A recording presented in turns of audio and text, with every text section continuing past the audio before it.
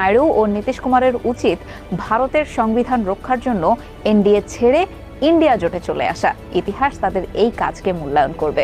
মোদির দল বিজেপি এককভাবে সর্বোচ্চ সংখ্যক আসন পেলেও সরকার গঠনে দরকার হবে জোট সঙ্গীদের সমর্থন। আর অন্যদিকে কংগ্রেস নেতৃত্বাধীন ইন্ডিয়া জোটের সামনেও রয়েছে সরকার গঠনের সুযোগ।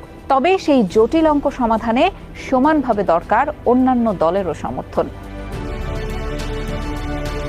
টানা তৃতীয়বারের মতো ক্ষমতায় আসতে যাওয়া বিজেপি 240টি আসনে জয়লাভ করেছে। তাদের এনডিএ জোটের মোট আসন সংখ্যা দাঁড়িয়েছে 292টিতে।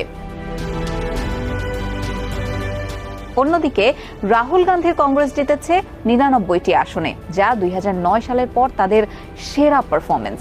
সেই সঙ্গে তাদের ইন্ডিয়া জোটের আসন সংখ্যা দাঁড়িয়েছে 234টিতে।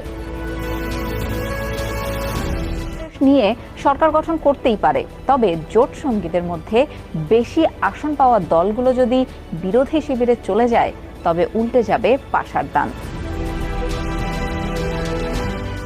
অন্ধ্রপ্রদেশে চন্দ্রবাবু নাইডুর টিডিপির 16টি আসন এবং বিহারে নীতিশ কুমারের 12টি আসন যেদিকে যাবে, সরকার গঠনের দিকে তার পাল্লাটাই ভারী হবে।